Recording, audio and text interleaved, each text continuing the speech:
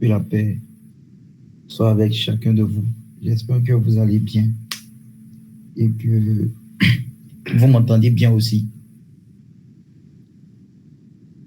D'accord. Que le Seigneur vous bénisse. Alors, ce soir, je voudrais nous parler un peu des choses des plus simples, mais que je trouve importantes pour notre foi et pour notre marche. Et en ce soir, je veux nous parler de l'Esprit de Dieu, voilà, du besoin de l'Esprit de Dieu, mais en commençant à parler d'une chose qui concerne la réalité de notre conscience vis-à-vis des réalités de ce monde, vis-à-vis des réalités de notre vie, vis-à-vis des réalités de notre marche. Et pour dire simple, je veux nous dire que il est important pour chacun de nous d'être conscient du fait que chaque action, chaque pensée, chaque réflexion que nous avions par rapport à un sujet qui concerne notre vie et que nous acceptons, que nous avions accepté et que nous sommes en train de mûrir, que nous sommes en train d'entretenir, aura un impact réel sur notre vie, immédiat ou à long terme, et sur notre destinée, pour ne pas parler encore de notre éternité. Voilà. Je me répète, chaque pensée que nous avions, chaque action que nous posons va engendrer des réalités dans notre vie, bonnes comme mauvaises, et qui auront des conséquences sur notre vie, sur notre marche, sur notre éternité. C'est quelque chose d'extrêmement important à savoir. Nous sommes aujourd'hui dans une génération où les gens ne prennent pas vraiment la peine de réfléchir aux décisions qu'ils prennent, aux décisions qu'ils mûrissent, aux pensées même qui les habitent et qu'ils entretiennent au quotidien. Voilà. Ils ne prennent pas le temps même de bien réfléchir aux décisions qu'ils vont prendre dans leur vie. Et sache que pour toute décision que tu auras prise dans ce monde, elle aura un impact à court terme comme à long terme et qui est capable de te conduire dans l'éternité, du bon comme du mauvais côté. Il est très, très, très important de le savoir. Il est très important d'avoir notre conscience véritablement allumée sur ces choses. Et je veux qu'on puisse lire déjà un passage concernant les pensées qui nous habitent, ou disons qui devraient nous habiter en tant qu'hommes et particulièrement en tant qu'enfants de Dieu. Et on peut voir ça dans Philippiens, chapitre 4.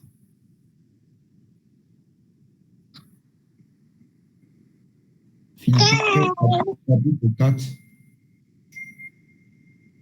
Et on peut lire à partir du verset 7 au verset 8. Philippiens, chapitre 4, 7 à 8.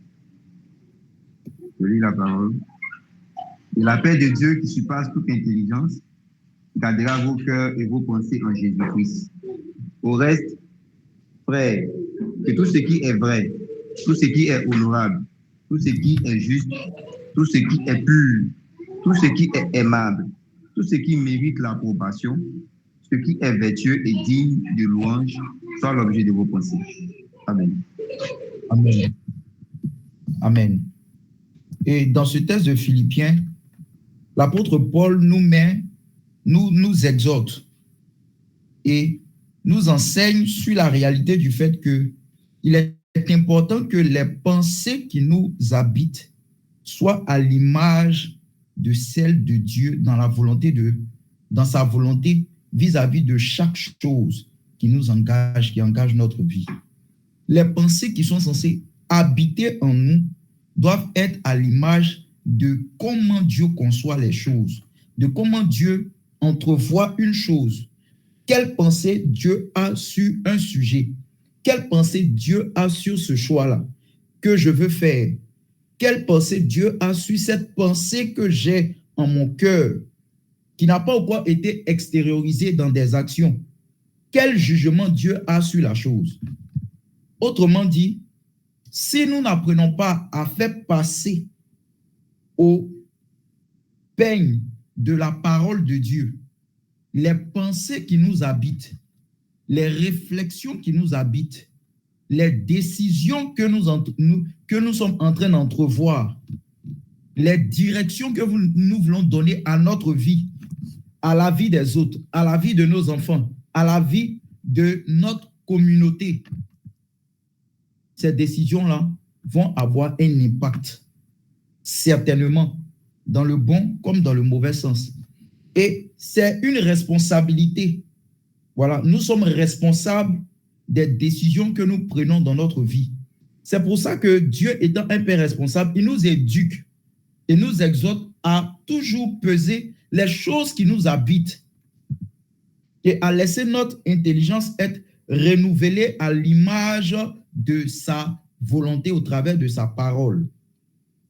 Sans cela, notre marche, notre vie risque de prendre un virage qui, malheureusement, pour la plupart des hommes dans ce monde, finira dans la tristesse et l'amertume éternelle. Et c'est une chose qui traverse toute la parole de Dieu et sur laquelle nous devons véritablement avoir l'esprit éveillé vis-à-vis de ces choses. Et pour citer quelques exemples, nous voyons déjà avec la vie de nos premiers parents, Adam et Ève, qui un jour vont venir à l'existence par l'entreprise de Dieu, qui va créer l'humanité, qui va créer toutes choses et qui va appeler à l'existence l'homme. Et dans cet appel-là, Dieu va charger l'homme d'un service, d'une vocation. Dieu va placer l'homme dans un jardin de bonheur et de félicité. Et il y vivait dans ce repos, dans ce bonheur, dans cette paix-là, jusqu'à ce que celui-ci, voilà, puisse se détourner de Dieu par l'entreprise de l'ennemi de nos âmes. Et dès ce jour-là, dès l'action que déjà les pensées mûrissent, voilà, en l'homme. Et quand je parle de l'homme, je parle des deux genres, Adam et Ève. Les pensées mûries, voilà, en l'homme, vont conduire l'homme à commettre, à poser des actions concrètes à un moment précis de leur vie, à un moment précis de leur vie, qui vont engendrer les réalités que nous vivons aujourd'hui, qui vont engendrer les réalités auxquelles nous sommes soumis aujourd'hui. À un moment donné, l'homme et la femme vont se détourner déjà intérieurement de la pensée que Dieu avait sur un sujet. Et dès ce moment-là, ils vont avoir une conséquence dans leur être. Voilà, ils vont avoir une conséquence. Eux qui ne devaient pas mourir vont engendrer la mort dans leur être.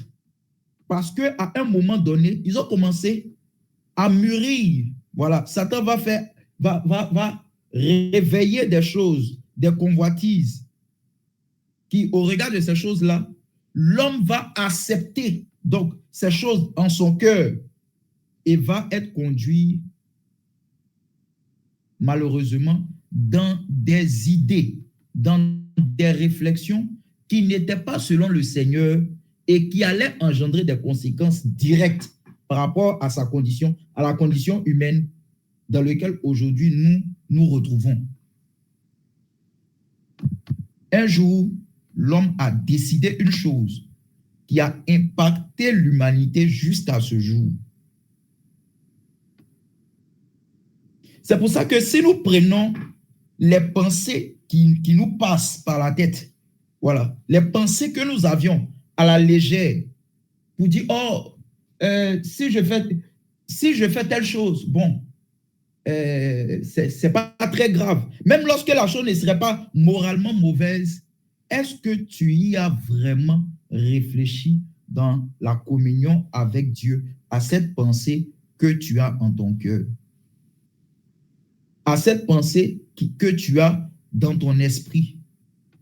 Est-ce que tu as pesé les enjeux de cette décision que tu veux prendre et de ce qu'elles vont engendrer dans ta vie de manière pratique, de manière réelle?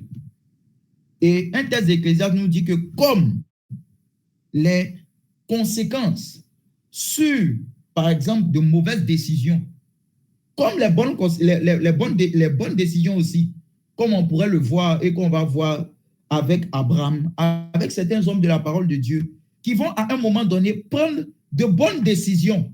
Et ces décisions-là vont leur valoir certains privilèges de Dieu à leur endroit, qui va découler sur la bénédiction éternelle par rapport au service de Dieu, par rapport à leur communion avec Dieu. Ces gens-là, un jour, vont prendre des décisions dans leur communion avec Dieu qui vont donc leur donner une lignée et qui vont leur donner, pour certains d'entre eux, de faire partie de la lignée directe du Messie. Comme dans l'histoire de Orpa avec Ruth, si je ne me trompe pas, de ces deux femmes moabites. À un moment donné, une décision va devoir être prise. Et de cette décision va découler une destinée. C'est un mot que je n'aime pas trop, de la manière dont dans notre société on l'utilise.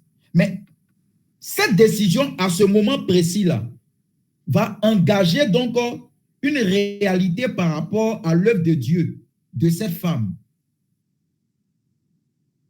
nommée Ruth. À un moment donné, un homme dans le péché, et ça c'est un exemple qui me touche beaucoup, un homme dans le péché, un homme tel que Akab, dans le péché, va prendre la décision de se repentir en pleurant sur ses péchés.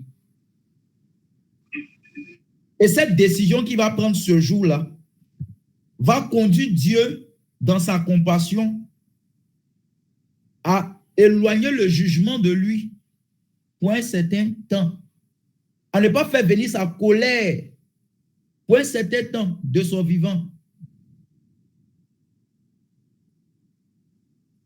Un jour, un homme de Dieu que Dieu a envoyé, à qui Dieu a donné des recommandations claires. Je pense que c'est dans 1 Roi chapitre 13. Il y a beaucoup de textes, donc je ne veux pas lire beaucoup de textes pour nous charger. Voilà, je veux nous dire simplement des choses assez simples. Voilà. Un homme de Dieu que Dieu a envoyé, auquel Dieu a donné une recommandation claire de ce qu'il avait à faire.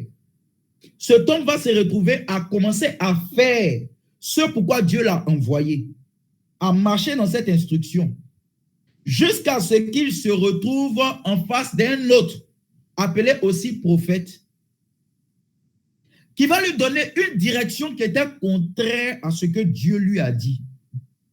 Et à ce moment-là, ce prophète que Dieu avait envoyé, que Dieu avait mandaté, va se retrouver en face de prendre une décision. Et l'Écriture, par la suite, nous dit malheureusement qu'il a pris la mauvaise décision. Et cette décision-là a été le scellement de la fin de son trajet avec Dieu, la fin de son ministère avec Dieu, parce que ce qui va en suivre, c'est la mort. Ce qui va en suivre, c'est la mort. Un jour, Abraham,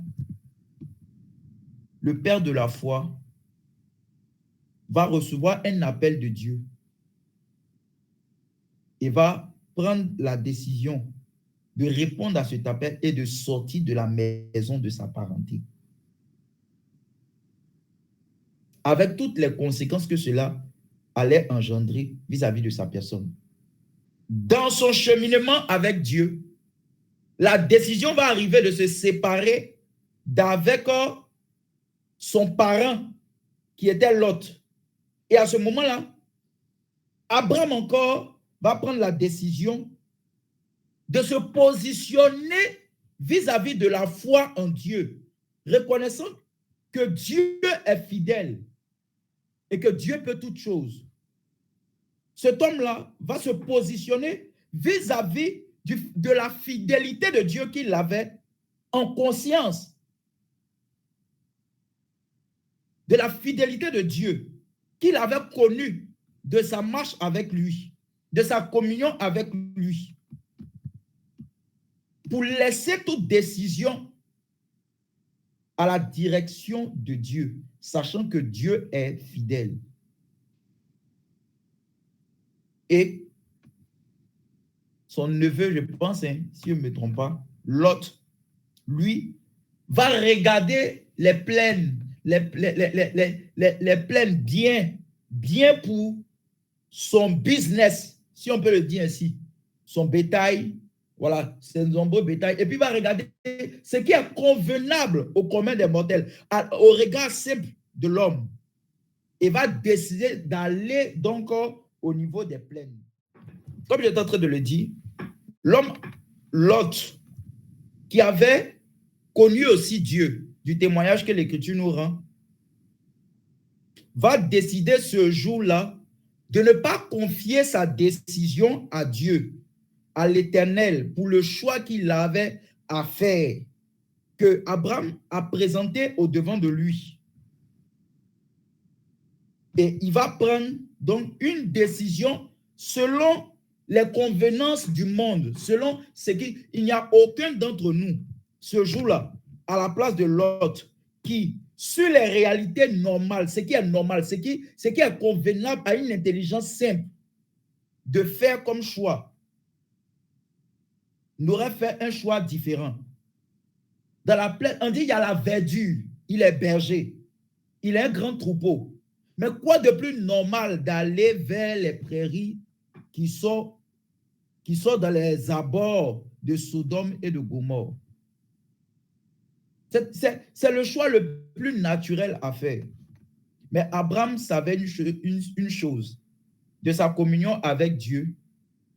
Il savait que le choix d'un homme, même lorsque toutes les conditions sont réunies pour te présenter quelque chose de fiable, si tu n'as pas entendu la voix de Dieu, ne décide jamais. Si tu n'as pas l'aval de Dieu sur ton chemin, même lorsque cela ne semblerait pas être un péché clair, mais la plus grande erreur d'un homme, c'est de poser les pas sans que Dieu ne l'accompagne dedans, sans être en communion avec l'Éternel, sans entendre la direction que Dieu a vis-à-vis de la chose. Vous voyez, un jour, l'homme David, la parole de Dieu est remplie d'exemples. La parole de Dieu est remplie d'exemples et de leçons vis-à-vis de cette réalité. L'homme de Dieu, David, va vivre un combat contre les Philistins, où Dieu va lui dire de monter par un chemin. Et il va monter par ce chemin et Dieu va lui donner la victoire. Et ces mêmes-là vont revenir encore quelque temps après par le même chemin. La sagesse humaine de la plupart d'entre nous, c'est que comme Dieu m'a donné la victoire dans ce chemin-là et m'avait dit hier de passer dans ce chemin, ça veut dire que c'est là que je dois aussi aujourd'hui passer. Régulièrement, c'est comme ça que les hommes raisonnent. D'ailleurs, c'est ça qui crée les systèmes religieux. Je l'expliquais au bien-aimé frère de l'Assemblée de Cocody récemment, sur comment fabriquons les systèmes religieux. On prend nos expériences personnelles qui ont peut-être fonctionné à un moment donné de notre marche et on l'établit comme principe de la foi, excluant le Saint-Esprit et sa liberté à nous diriger selon les voies, selon la volonté, selon la convenance de l'Esprit et la révélation que Dieu veut nous donner dans notre chemin. Et David qui est spirituel, il ne va pas dire non, comme hier Dieu m'a donné la victoire par ce chemin, quand les Philistins sont venus m'attaquer et qu'ils m'attaquent encore par le même chemin, je vais passer là. Il aurait échoué. Et pour ceux qui ont déjà lu ce récit, David a consulté encore l'Éternel, c'est ce que l'Écriture dit. Et à ce moment-là, l'Éternel lui a dit de passer dans un autre lieu. Et qu'à ce moment-là, quand il va entendre les pas dans la vallée, c'est que l'Éternel est sorti pour combattre pour lui. David connaissait l'Éternel. Il savait que la seule chose dont l'on a besoin dans notre marche, c'est d'être conscient du besoin et de la nécessité d'être en communion avec Dieu. Et qu'en nous-mêmes, dans notre propre sagesse, il n'y a pas d'issue. En nous-mêmes, dans notre propre sagesse, il n'y a pas de chemin. Mais l'homme, il faut beaucoup de réalité qu'il vit pour qu'il s'en rende compte, pour qu'il réalise. Et vous voyez, l'adversaire de nos âmes, il travaille à nous donner des pensées que nous n'allons pas faire passer au peigne fait de la volonté de Dieu dans la prière, dans notre communion avec Dieu, au travers de sa parole. Parce qu'il connaît un principe et une loi qui dit que, et je le disais aux frères, c'est que toute action que tu vas poser va avoir un impact, un effet. Donc, Satan travaille à ce que nous puissions poser des actions qui vont avoir certainement des effets immédiats ou des effets à long terme. Donc, il faut que les frères que nous sommes ici réunis puissions poser des actions qui vont avoir un impact dans notre vie et poser les mauvaises actions, prendre les mauvaises décisions pour que les conséquences qui sont liées à cette décision-là puissent s'appliquer dans notre vie. C'est un jour, un jeune homme a décidé qu'il va regarder un clip mondain et dedans, il est tombé dans l'impudicité qui ne l'a jamais lâché jusqu'à le tenir jusqu'en enfer. Le long de quelques années, ce jour-là, il ne réalisait pas que l'action qu'il allait poser là, la décision intérieure qu'il avait prise de regarder ce clip impudique au passage allait devenir une source de malheur éternel, une décision de malheur éternel pour sa personne. Il n'avait pas réalisé ça. Il a pris ça juste comme c'est une fois. Vous voyez, c'est une fois. Oh, si je fais aujourd'hui ça, ça fait quoi? Si je fais aujourd'hui ça, ça fait quoi? Si je prends cette décision aujourd'hui, si je pêche aujourd'hui, je pourrais me repentir. J'aurai le temps de me repentir. Ou même si je me suis repenti, les plans et les projets que Dieu avait pour moi vont forcément encore continuer à s'accomplir. Vous voyez, dans Ézéchiel, je pense que c'est Ézéchiel 43, un truc comme ça, où Dieu parle des fils de Sadoc. Il va dire qu'à un moment donné, le peuple d'Israël s'était éloigné de Dieu, est en train de marcher dans l'idolâtrie. Et une famille de sacrificateurs vont eux aussi s'égarer avec le peuple à ce moment-là où ils étaient en train de pratiquer l'iniquité. Et Dieu donc va dire que ces gens-là, ils vont venir, oui, il les pardonne, mais ils ne vont plus monter à lui son autel pour le servir, lui l'Éternel. Ils vont servir les gens du parvis. Ils vont servir les gens du peuple. Ils vont servir les gens du peuple. Mais pour ce qui concerne lui, Dieu, ils ne vont plus monter à lui son autel. quel malheur d'être déchargé d'une fonction ou d'une charge bénie que Dieu nous a confiée à cause d'une passion, à cause d'un plaisir momentané, à cause d'une action posée à un moment. Qu'est-ce qui nous garantit et qu'est-ce qui nous dit que Joseph, au bout de la tentation avec la femme de Potiphar, allait toujours avoir cette destinée qu'il avait eue en vision et qu'il avait partagée aux autres, et pour lequel même il avait été vendu dans ce plan de Dieu, pour atteindre, pour accomplir les desseins de Dieu. Ce jour-là, vis-à-vis de la femme de Potiphar, Joseph a eu de grandes délibérations dans son cœur. Et l'Écriture nous dit que il a décidé de ne pas pécher contre l'Éternel et de garder, d'être un homme fidèle. Et la suite de l'Écriture nous dit que cette décision-là va le tirer encore plus haut pour accomplir les desseins de Dieu que nous avons trouvés dans la parole de Dieu que nous lisons chaque jour. Donc, j'ai cité ces divers exemples pour vous dire une seule chose capitale. Les décisions que nous prenons aujourd'hui, les décisions que vous prenez au quotidien, lors de vos journées, lors de nos journées, ne sont pas juste des décisions d'aujourd'hui et puis c'est fini. Les réalités du quotidien, là, c'est un jour plus un jour plus un jour qui deviennent une semaine. Ce que tu es en train de faire, ce que tu es en train de décider, la manière dont tu es engagé par rapport aux choses de Dieu ou la manière dont tu prends à la légère les choses de Dieu, la lecture biblique, la prière, la communion avec Dieu, la communion avec les frères, la manière dont tu prends par exemple un langage léger, une manière, je dirais, légère de parler à un frère, de parler à une sœur, sans retenue, sans considération, sans réfléchir, peser les mots que tu vas employer vis-à-vis de ce dernier. Il ne faudrait pas être donc étonné des conséquences en fait que cela va engendrer. Parce que toute action là, doit produire des effets. Toute action que nous posons, toute conduite que nous avions, tout propos que nous avions est censé conduire à avoir des effets.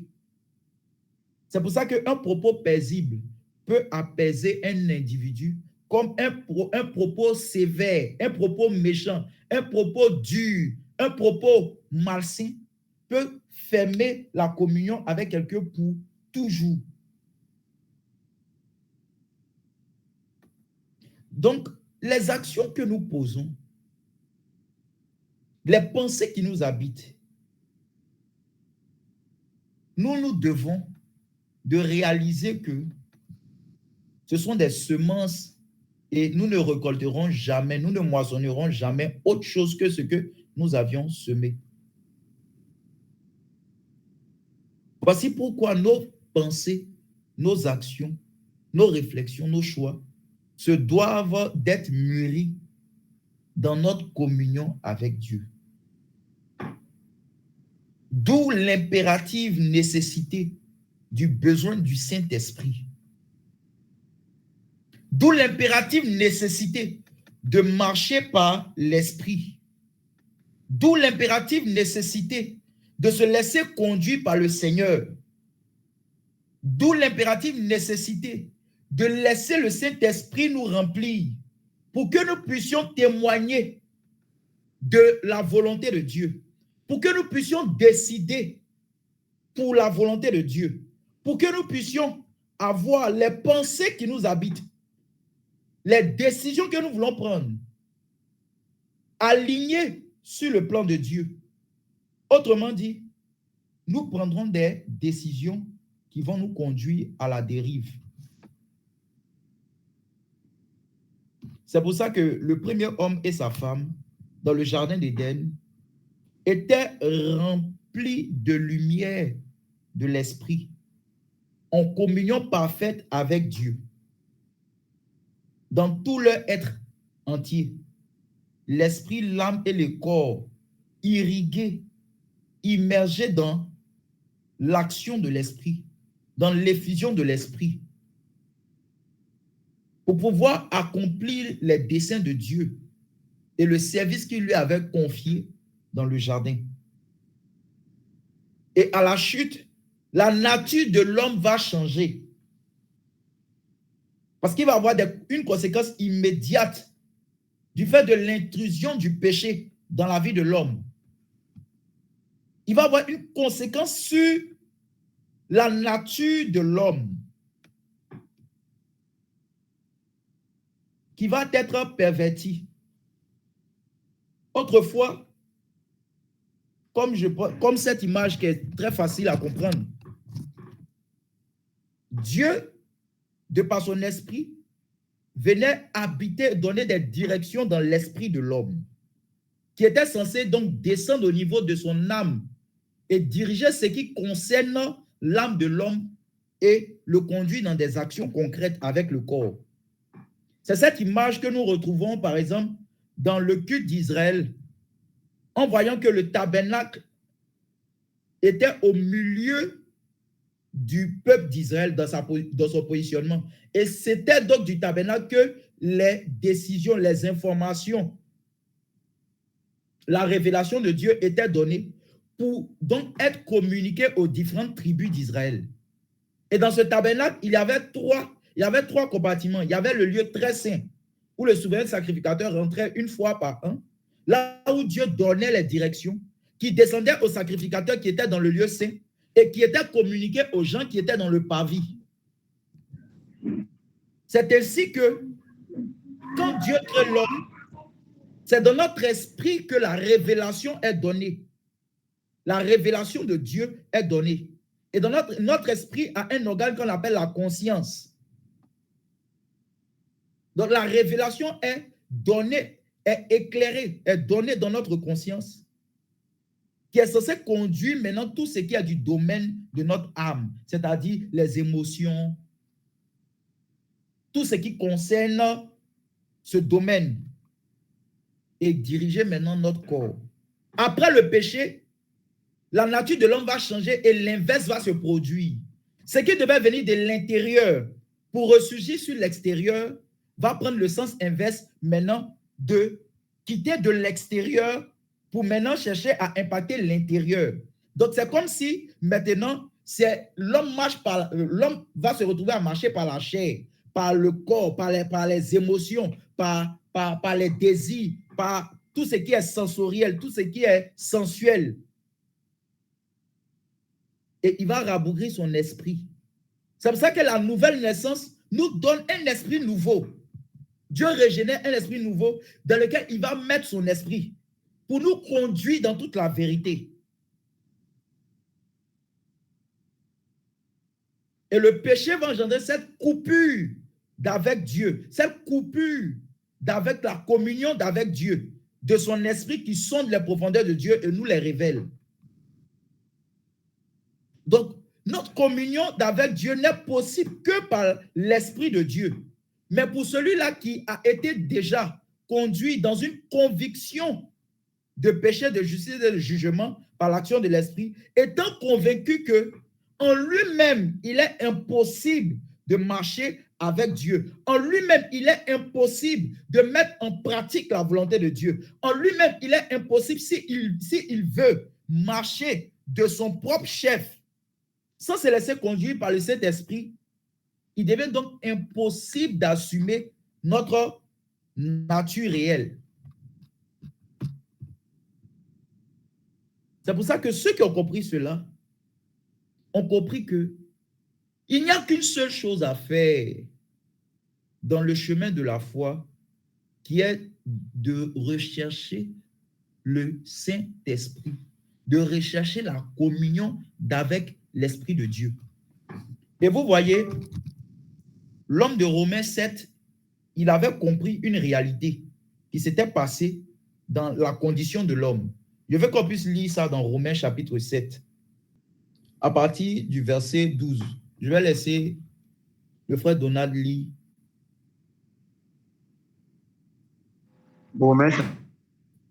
Romains chapitre 7, à partir du verset 12. D'accord. La loi, donc, est sainte. Le commandement est saint, juste et bon. Ce qui est bon a-t-il donc été pour moi une cause de mort? Loin de là. Mais c'est le péché afin qu'il se manifeste comme péché en me donnant la mort par ce qui est bon. Et que par le commandement, il devient condamnable au plus haut point. Nous savons en effet que la loi est spirituelle, mais moi je suis charnel, vendu au péché. Car je ne sais pas ce que je fais. Je ne fais point ce que je veux. Je fais ce que je hais. Or, si je fais ce que je ne veux pas, je reconnais par là que la loi est bonne. Et maintenant, ce n'est plus moi qui le fais, mais c'est le péché qui habite en moi. Ce qui est bon, je le sais, n'habite pas en moi, c'est-à-dire dans ma chair. J'ai la volonté, mais non le pouvoir de le faire, de faire le bien. Car je ne fais pas le bien que je veux, et je fais le mal que je ne veux pas. Et si je fais ce que je ne veux pas, ce n'est plus moi qui le fais, c'est le péché qui habite en moi. Je trouve donc en moi cette loi. Quand je veux faire le bien, le mal est attaché à moi. Car je prends plaisir à la loi de Dieu selon l'homme intérieur. Mais je vois dans mes membres une autre loi qui lutte contre la loi de mon entendement et qui me rend captif de la loi du péché qui est dans mes membres. Misérable que je suis, qui me délivra du corps de cette mort. Là, tu peux t'arrêter là. Dieu, par Jésus-Christ notre Tu peux Seigneur. t'arrêter là. Amen. Merci beaucoup. Nous venons de lire la condition de l'homme après sa coupure avec Dieu. Et l'homme se retrouve à réaliser que même lorsqu'il a connaissance de ce qui est bon, il se retrouve dans une incapacité de la mettre en pratique.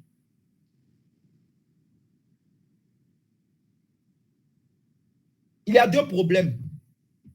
Un, déjà, être conscient de ce qui est bon, de ce qui est bien vis-à-vis de ce qui est mal. Mais même lorsque tu as cette conscience, le deuxième problème, c'est que la capacité même pour faire ce qui est bon, tu ne l'as pas. Pour celui qui n'est pas encore né de nouveau. La liberté en Christ, que produit l'action et l'œuvre de Christ, l'œuvre de la croix de Christ, c'est aussi la capacité qui nous est donnée par l'Esprit de Dieu, au travers de l'œuvre de Christ, de ne pas être conduit ou de ne pas faire ce que je ne veux pas. Vous voyez, l'homme de Romains 7, lui, il explique que l'esclavage, vous voyez, quand on dit quelqu'un esclave, c'est quoi? On te conduit où tu ne veux pas. Vous voyez, non? On te conduit où tu ne veux pas. Je ne veux pas aller là-bas, mais je suis enchaîné et je suis conduit à cet endroit-là. Donc, quand Christ vient nous libérer, la libération que l'œuvre de Christ nous apporte, c'est aussi cette capacité maintenant de pouvoir dire non au péché, de pouvoir dire non, je ne veux pas aller dans cette direction qui me mène au péché. Autrefois, l'homme en est incapable. Bien qu'il sait ce qui est bon, pour celui-même qui le sait, il n'a pas la capacité même de mettre cette bonne pensée en action. C'est pour ça que l'homme de Romains 7, il explique que moi qui veux faire le bien, je réalise que le mal est attaché à moi et je me retrouve à faire le mal. Et que donc, il réalise un principe en lui qui est la loi du péché.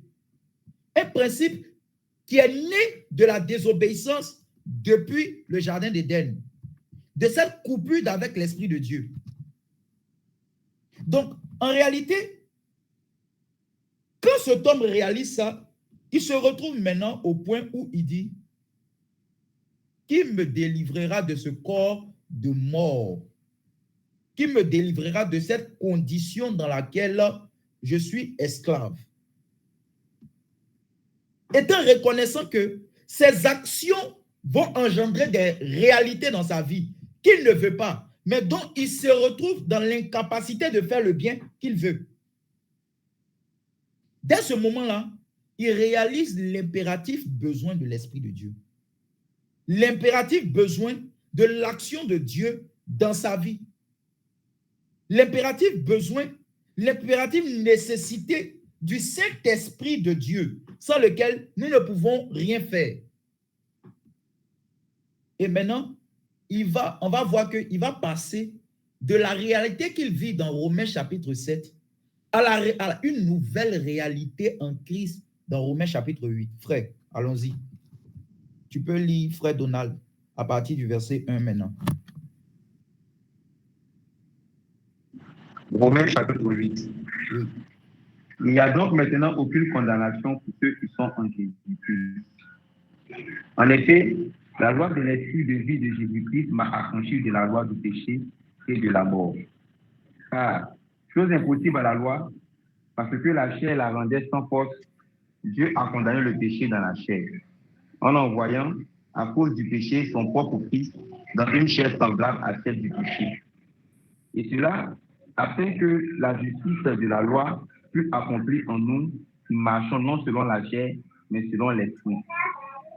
Ceux en effet qui vivent selon la chair s'affectionnent aux choses de la chair, tandis que ceux qui vivent selon l'esprit s'affectionnent aux choses de l'esprit. Et l'affection de la chair, c'est la mort, tandis que l'affection de l'esprit, c'est la vie et la paix. Car l'affection de la chair est inimitié contre Dieu, parce qu'elle ne se soumet pas à la loi de Dieu, et qu'elle ne le peut même pas. Et qu'elle ne le peut même pas. Permets-moi. Est-ce que tu peux relire ce verset? Car l'affection de la chair est inimitié contre Dieu, parce qu'elle ne se soumet pas à la loi de Dieu, et qu'elle ne le peut même pas.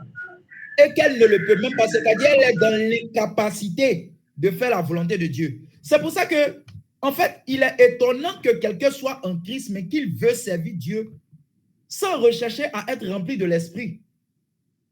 Parce que même lorsque tu sauras ce qui est bon, tu n'auras jamais la capacité de la mettre en pratique. C'est pour ça que Jésus il est le seul qui baptise de l'esprit.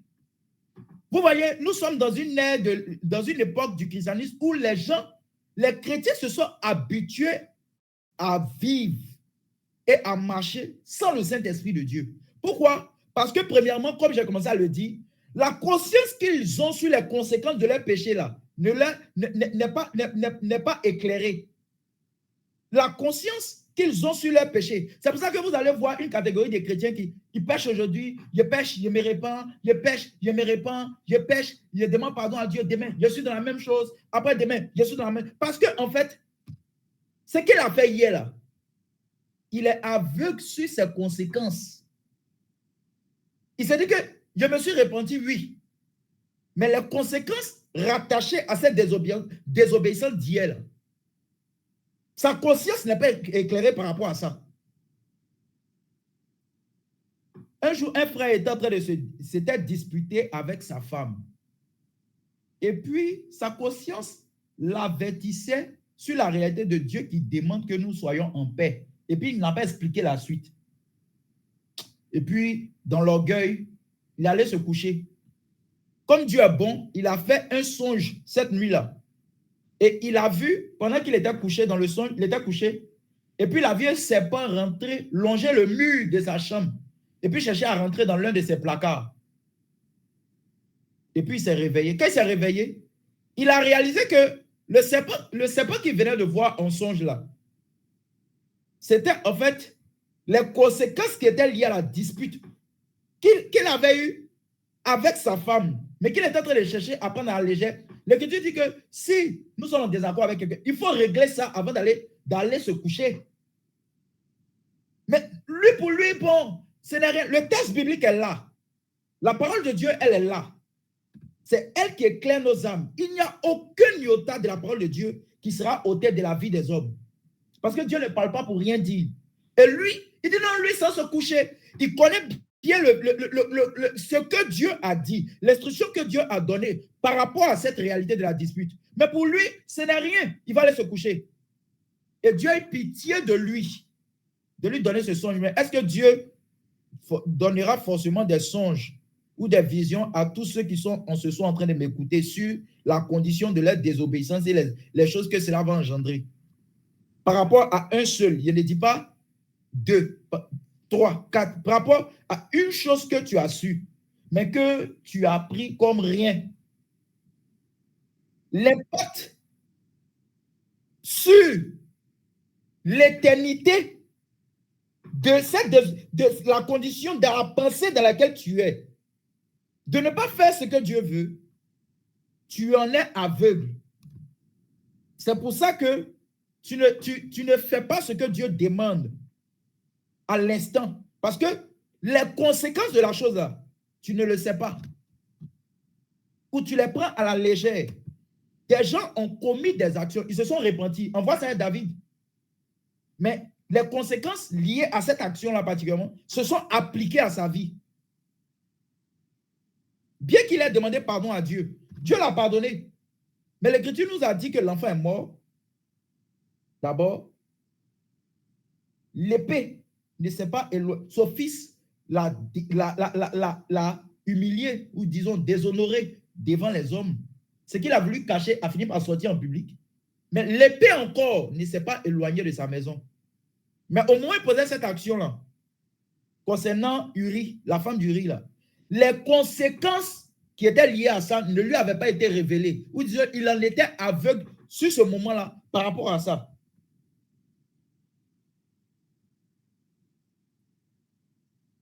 C'est pour ça que, frère, en ce soir, frère, je t'en supplie, je vais faire une fois, je vais faire aujourd'hui. Il y a commettre l'impudicité aujourd'hui.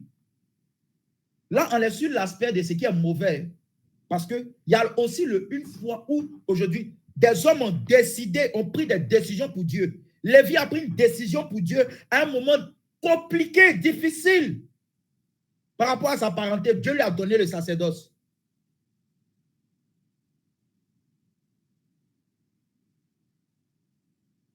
Ce jour-là, il y avait quelque chose à décider. C'était un jour, ce n'était pas 1000. C'est un jour que Abraham a décidé d'offrir Isaac. Dieu lui avait demandé, c'est un jour. Ce n'était pas le lendemain. Ce n'était pas la veille. C'était aujourd'hui. Dieu dit, donne-moi aujourd'hui.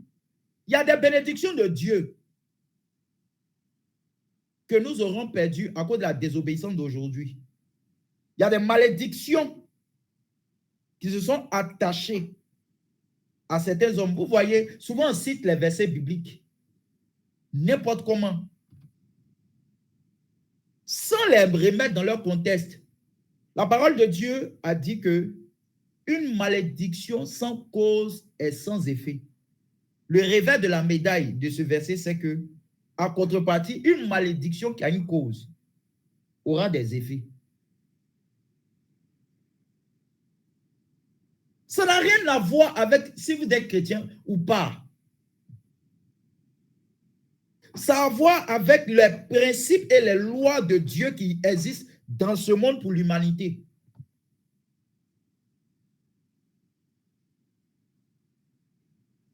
Une malédiction sans cause est sans effet. Mais et la malédiction qui a une cause. C'est pour ça que quand les sorciers veulent détruire la vie des gens, il faut qu'ils s'appuient toujours sur quelque chose qu'il a fait. Quelque chose qui lui est reproché, quelque chose sur lequel il faut qu'il ait quelque chose.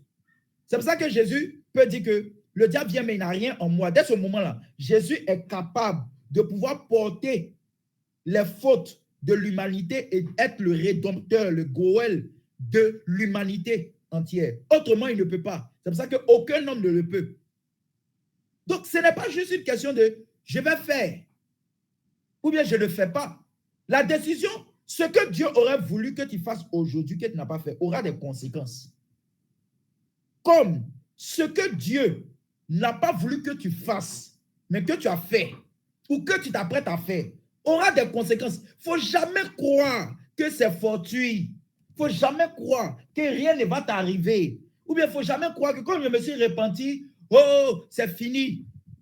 Lui, ça peut être fini par rapport au jugement des impies qui vont aller en enfer. Oui, dans ce monde, tu peux être sauvé. Mais des conséquences risquent de s'appliquer à toi par rapport à ce monde, à ce bas monde.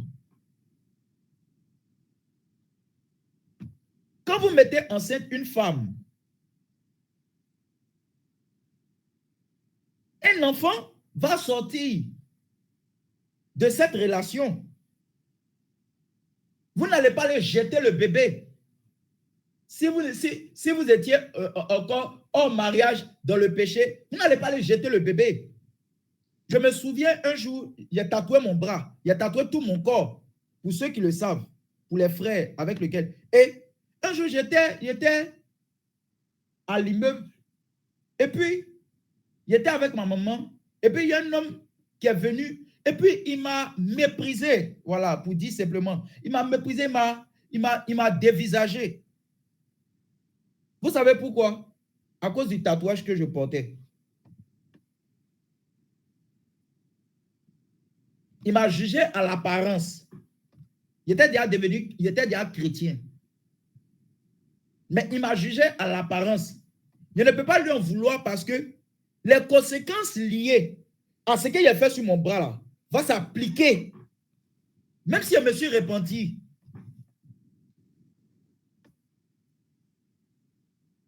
Je disais à des frères que si vous aviez un casier judiciaire, même si aujourd'hui vous n'êtes plus des gangsters, et que Dieu vous a pardonné,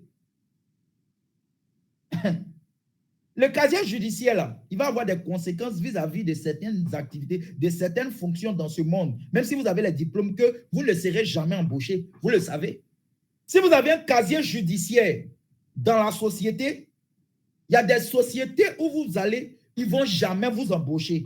Ça n'a rien à voir avec le fait que tu sois chrétien ou pas. Non. Ça a à voir avec la désobéissance que tu as eue hier.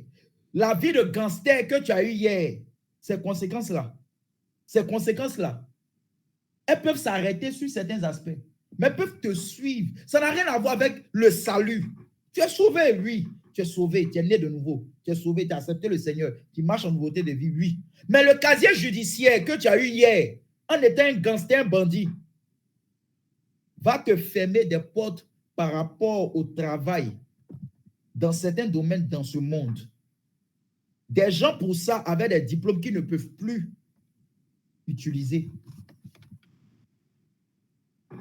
Pas parce qu'il n'est pas chrétien, mais parce que les conséquences de la vie qu'il a menée hier vont s'appliquer à lui, selon le cadre dans lequel il est en société. Et en revenant donc à la réalité du Saint-Esprit, il est déjà 21h. Permettez-moi de finir dans 5 minutes. Nous allons voir que l'homme de Romains chapitre 7 va passer dans un nouvel état, dans Romains chapitre 8, ayant réalisé que le Saint-Esprit, au travers de l'œuvre de Christ, est la chose la plus importante de la vie et de la marche de l'homme dans ce monde, et particulièrement du croyant. Et donc, il va savoir que si il n'est pas rempli de l'esprit, il ne peut pas marcher avec Dieu pour dire même qu'il va le servir.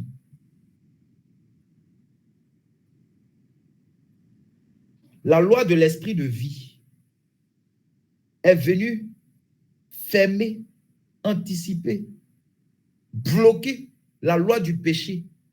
Et le péché était condamné dans la chair. C'est pour ça que l'Écriture nous demande de crucifier la chair et ses désirs. C'est pour ça que si nous ne recherchons pas à être remplis de l'esprit, de quelle manière? Dans notre communion avec Dieu au travers de la prière, de la méditation. Déjà, pour avoir une intelligence renouvelée, comme Romains chapitre 12 nous l'explique, à la volonté et à l'image de la volonté de Dieu dans chaque chose. Et maintenant, recevoir l'Esprit de Dieu qui nous revêt pour être les témoins du Seigneur. Nous nous fatiguons à vouloir être des chrétiens. C'est nul et sans effet, cela n'aura jamais lieu. Donc, il faut nous défaire de l'habitude de vivre sans être rempli de l'esprit. de l'habitude de croire que nous pouvons servir le Seigneur charnellement, dans la chair, de croire que nous pouvons servir le Seigneur avec notre intellect, notre intelligence humaine. Cette intelligence-là, si elle n'est pas passée, les pensées qu'elle abrite, si elles ne sont pas passées au creuset de l'action de l'esprit, pour que tu saches les placer chaque chose à sa place, prendre les décisions qui s'imposent à un moment précis, à un moment donné, à une situation, à un cadre de vie, ta marche chrétienne va échouer. C'est pour ça qu'il rappelle encore que Jésus est le seul qui baptise du Saint-Esprit. Il y a eu des prodiges dans l'Ancien Testament. Il y a eu des merveilles. Mais regardez, ceux qui étaient au service du Seigneur, il n'y en a aucun qui pouvait se tenir d'une telle posture sans que l'Esprit de Dieu ne l'accompagne. C'est pour ça que quand Jésus va parler du trésor que Dieu donne, en parlant de notre méchanceté, il va dire, vous qui êtes si méchants, vous savez donner de bonnes choses. Et il va dire, cette bonne chose-là, le Père ne donnera-t-il pas le Saint-Esprit à ceux qui le lui demandent? Parce qu'en fait, c'est le Saint-Esprit qui vient sur des hommes comme Oliab. Et puis, ils sont capables de toutes sortes d'ouvrages. C'est le Saint-Esprit. C'est le Saint-Esprit, c'est Jésus étant rempli du Saint-Esprit qui peut chasser les démons, guérir les malades. C'est le Saint-Esprit sur toi qui te permet de dire non au péché, non à l'injustice, non au vol, non à l'impudicité. C'est le Saint-Esprit sur toi qui te donne de prendre de bonnes décisions dans les tournants et les virages les plus importants de ta vie. C'est le Saint-Esprit qui va te donner de décider pour éviter les conséquences tragiques dans lesquelles même l'intelligence de l'homme l'a conduit. C'est pour ça que je veux m'arrêter pour nous dire le besoin le plus impératif de l'humanité et de l'homme, c'est la présence de Dieu par son esprit qui nous conduira dans toute la vérité au travers de l'œuvre de la croix de Christ qui nous a repositionnés dans la position dans laquelle Adam était avant la chute. Si nous ne marchons pas dans cette posture, étant pleinement conduits par l'Esprit, sachant que sans l'Esprit de Dieu, sans le Seigneur, nous ne pouvons rien faire, tu peux être garanti d'un échec, d'un naufrage quant à la foi. C'était le cas de Hyménée et Philémon. Parce qu'ils vont faire un naufrage dans leur conscience. Pourquoi? Parce que la conscience, là, c'est un organe de l'esprit. Voilà. C'est pour ça que leur naufrage a été lié à la ruine de leur conscience. Et ça, c'est le travail de l'ennemi de nos âmes. Alors, je vais m'arrêter là pour ce soir. Que le Seigneur nous bénisse et que nous puissions déjà retenir ces quelques paroles, déjà être conscients des enjeux de nos actions, de nos pensées, sur notre vie, sur notre destinée. Et secondement, que nous puissions réaliser au travers de cette conscience des enjeux de nos actions, de nos pensées, sur notre destinée, la réalité du besoin impératif de l'Esprit de Dieu pour pouvoir marcher dans ce monde et accomplir la volonté de Dieu pour terminer dans le repos éternel. Autrement dit, autrement fait, nous serons en train de courir à l'aventure, chose qui n'aura jamais une fin bénie, mais une fin malheureuse. C'est à notre choix de décider ce que nous voulons. Que Dieu nous bénisse.